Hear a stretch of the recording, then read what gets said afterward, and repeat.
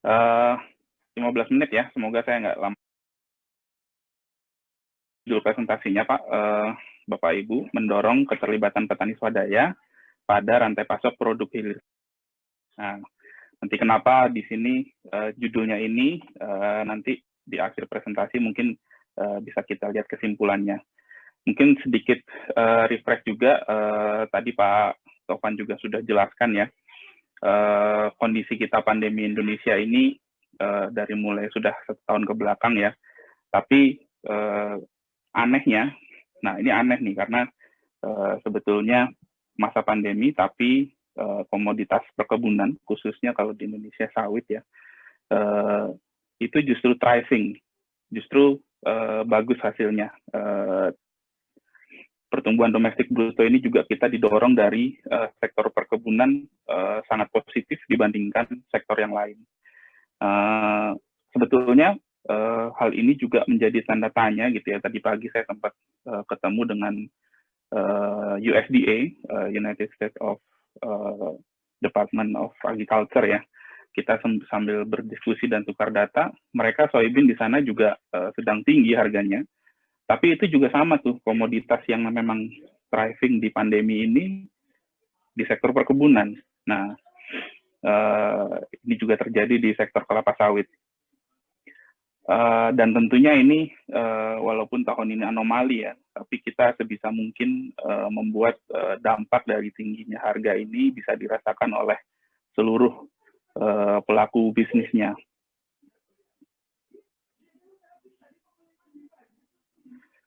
Lalu kalau kita lihat juga, seperti saya sampaikan tadi, soybean itu salah satu acuan harga gitu ya, di tengah komoditas minyak sawit, komoditas minyak nabati dunia. Dan karena memang soybean itu salah satu faktor penggerak harga yang mempengaruhi harga sawit cukup tinggi. Namun seperti saya sampaikan tadi, orang dari USDA itu juga menyampaikan tuh bahwa sawit itu lebih menentukan terhadap demand dunia, apalagi nanti di beberapa tahun mendatang. Karena dari sisi produktivitas, dia mengakuin tuh bahwa sawit memang yang paling produktif dan paling penting untuk memenuhi demand yang semakin tinggi secara global. Saya sampai bercanda ya, wah Bapak sepertinya tahu ya, maksudnya nggak bertentangan dengan sawit. Mungkin justru Bapak ini saya ajak nih kalau kita lagi bertentangan dengan WTO di Uni Eropa sana, mungkin Bapak saya undang nih untuk ngomong. Tapi dia sendiri bilang, aduh jangankan Eropa Pak Yusa, saya sendiri ngomongin tentang sawit di Amerika, itu sangat sulit didengar sama orang gitu ya. Jadi memang kampanye negatif itu nggak terlepas ya dari kalau kita membicarakan sawit. Lalu ini kajian yang dibuat oleh kerjasama ya antara universitas kita di dalam negeri dan universitas di luar negeri. Yang dalam negeri itu ada Jambi dan IPB, lalu Tadulako, dan luar negeri itu dengan Göttingen. Nah, sehingga hasil dari kajian ini tidak bisa dibilang bias karena yang melakukan hanya orang Indonesia, tapi ini juga kolaborasi dengan universitas luar, di mana palm oil itu memiliki pengaruh terhadap pencapaian target SDG itu paling banyak, ada 8 komponen, sedangkan minyak nabati dunia yang lain itu jauh lebih sedikit. Nah, tentunya ini juga kenapa mendasari tadi teman-teman di USDA juga mengakui betapa sawit itu sangat penting ya. Mungkin kita lihat dulu ke belakang gitu ya, di tahun 2012 sampai dengan tahun 2015 dulu. Kenapa ada perlu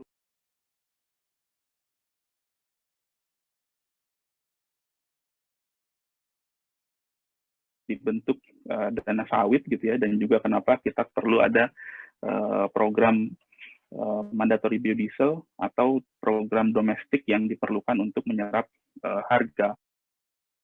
2012 sampai dengan 2015 harga sawit cenderung semakin jatuh, sementara konsumsi domestik itu cukup stagnan ya, isinya pangan dan oleochemical. Nah, makanya perlu ada mengkreasi domestic market gitu ya untuk supaya menyerap kelebihan produksi dan stok kita. Makanya dibuatlah program biodiesel. Nah, dengan adanya program biodiesel, harga itu cenderung lebih stabil. Nah, saya nggak mengatakan bahwa program biodiesel itu menyebabkan harga naik, enggak. Tapi membuat kenaikan pergerakan harga itu lebih stabil. Bisa dilihat di sini dari tahun 2015 sampai dengan 2020. Kalau dihitung dengan statistik gitu ya, rentang harga standar deviasinya lebih kecil dibanding sebelum tahun 2015. Nah, di sini juga kita lihat dampak penyaluran biodiesel terhadap harga CPO. Nah, memang walaupun gitu ya, harga program biodiesel tidak langsung gitu menyebabkan harga naik, tapi itu salah satu faktor yang menstabilkan harga, sehingga ketika misalnya di saat harga itu sedang turun, karena harga itu kan pasti akan naik dan pasti turun gitu, bahkan ada musimnya gitu ya. Ketika dia sedang turun, program biodiesel itu menurut analisis kami bisa menahan tidak terlalu turun, dan ketika sangat tinggi gitu dia juga punya kecenderungan untuk segera menstabilkan, sehingga mampu mendorong atau menggiring ya harga pada yang tren positif. Nah, ini paling nggak beberapa manfaat program biodiesel. Lalu ini pergerakan harga CPO versus MOPS mungkin nanti akan banyak bisa dibahas juga sama teman-teman di SDM, bahwa dengan adanya dinamika harga tahun lalu ya, yang harga minyak jatuh, itu menyebabkan kebutuhan insentif biodiesel menjadi tinggi. Nah, ini memerlukan penyesuaian kebijakan yang pemerintah sudah laksanakan di awal tahun ini. Ada program levy baru, di mana ternyata ya di awal agak sedikit di luar dugaan, tahun ini harga terus tinggi nih sampai pertengahan tahun, di mana secara siklus seharusnya dilihat dari tahun-tahun sebelumnya, harusnya sekarang ini sudah mulai turun tuh harga. Nah, memang nanti anomali ini juga menjadi penyebab juga nih kenapa paling tidak dari sisi kita sawit Indonesia, BPDB menjadi punya reserve yang cukup panjang gitu ya untuk mengamankan belanja program-program yang dibutuhkan. Nah, ini kita lihat di sini proyeksi produksi dan konsumsi ya sampai dengan 2024. Kalau dilihat di sini, memang dari produksi CPO tiap tahunnya, jumlah yang paling besar itu masih untuk ekspor. Nah, jadi secara normal juga tentunya yang mempengaruhi harga paling tinggi itu tetap angka ekspor. Nah, makanya walaupun tadi saya katakan ya biodiesel itu berpengaruh terhadap harga, tapi bukan yang mempengaruhi utama. Kan kita lihat di sini kalau biodiesel itu yang warnanya biru agak tua sedikit ya. Nah, itu angkanya kurang lebih di sekitar 8 juta sampai dengan 9 jutaan metrik ton. Nah, angka tersebut mungkin sedikit akan stagnan jika untuk biodiesel ke depan, karena untuk naik lagi dari B30 menjadi B40 dan seterusnya, kita masih punya challenge atau tantangan yang mungkin nanti teman-teman SDM juga bisa lebih jauh menjelaskan. Sehingga di samping ekspor dan konsumsi domestik yang sudah ada, tetap sangat diperlukan kreasi untuk domestic market yang lainnya. Nah, konsumsi domestik yang inilah yang nanti akan kita coba arahkan keterlibatan petani swadaya itu jauh lebih besar dibandingkan ketika program biodiesel. Nah, ini next program ya sebetulnya ya. Sebelumnya kita sudah menggunakan domestic market biodiesel itu untuk kebutuhan renewable energy Indonesia, yang saat ini sebenarnya marketnya sudah sangat-sangat mature, semua sudah teratur gitu ya, gimana dia mulai rantai pasoknya sampai dengan pasokan ke end usernya. Nah, tapi untuk yang ini, di mana palm oil itu sekarang juga bisa punya biohydrocarbon fuel, di mana itu bahan bakar yang secara karakteristik sama dengan bahan bakar fosil. Jadi baik itu dicampur maupun tidak, itu tidak lagi memerlukan uji coba mesin dan lain sebagainya yang sebagaimana dilakukan di program biodiesel dari FAME. Nah, untuk penyiapan biohydrocarbon fuel ini, tentunya BPDP juga bersama para stakeholder, termasuk di sini ada Kementerian SDM juga, kita menyiapkan tuh supaya selain sawit menjadi FAME, seperti yang ada di slide ini, kita juga mencoba menyiapkan sawit itu menjadi biohydrocarbon fuel, di mana karena ini masih dalam proses penyiapan, kita berusaha supaya ini tidak lagi langsung dimainkan, mungkin istilahnya dimainkan ya, oleh perusahaan-perusahaan besar langsung, tetapi kita buat model refinery-nya itu kecil tapi banyak dan dikelola oleh koperasi ataupun Gapoktan ataupun BUMD. Nah, bagaimana cara skemanya?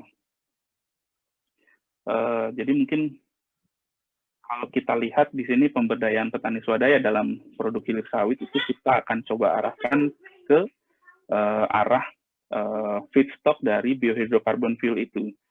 Nah, feedstocknya itu kan sudah ada ya sekarang namanya IVO. IVO ini Industrial Vegetable Oil, dan sekarang sudah jadi percontohannya, dan itu menggunakan kebun hasil replanting, percontohannya ada di Muba.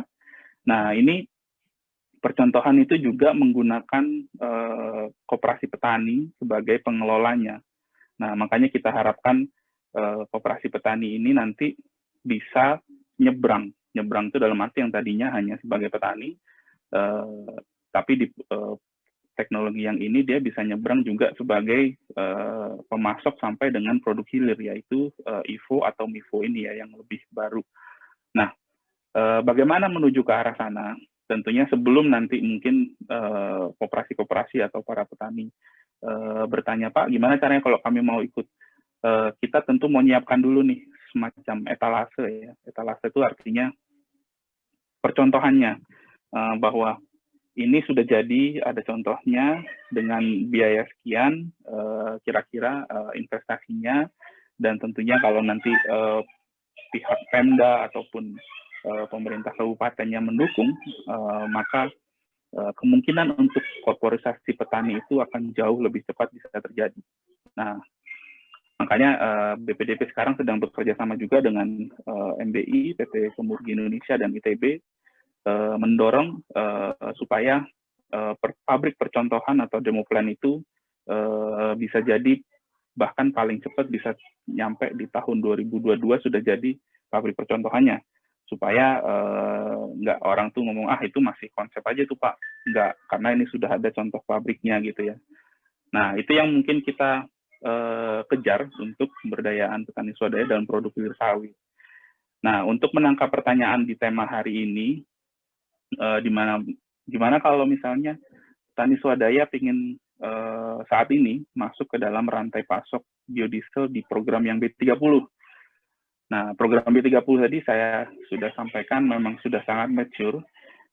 Bukan tidak mungkin pemerintah memaksa gitu ya, atau memandatorikan supaya para badan usahanya mengambil hasil dari TPS petani rakyat.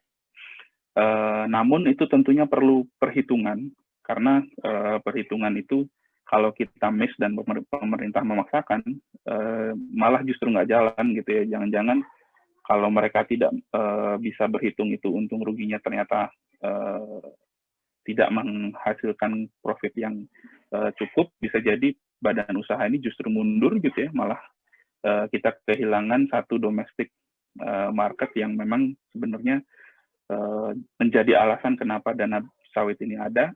Dan untuk sementara ini kita belum bisa tuh, we cannot afford to lose gitu ya, program mandatori ini. Nah, tentunya satu kebijakan ini tidak bisa dari BPDP saja, Tentunya seperti Bapak Ibu ketahui juga ini perlu kebersamaan kita dari sisi stakeholder sawit dari pemerintah, tentunya nanti termasuk Kementerian SDM dan juga para komite pengarah untuk bisa mempursue ini. Karena challenge-nya nggak sedikit tuh kalau kita mau mencoba mendorong supaya pemberdayaan petani itu masuk ke program yang B30 yang sekarang. Tentunya nanti mungkin lebih lengkap ya, ada Kementerian SDM di sini, ada Pak Darto juga di sini, gimana nanti harapannya, dan juga dari Traction. Mungkin sedikit dari saya itu Pak Tovan, mungkin bisa lebih banyak nanti kita berdiskusi saja. Terima kasih.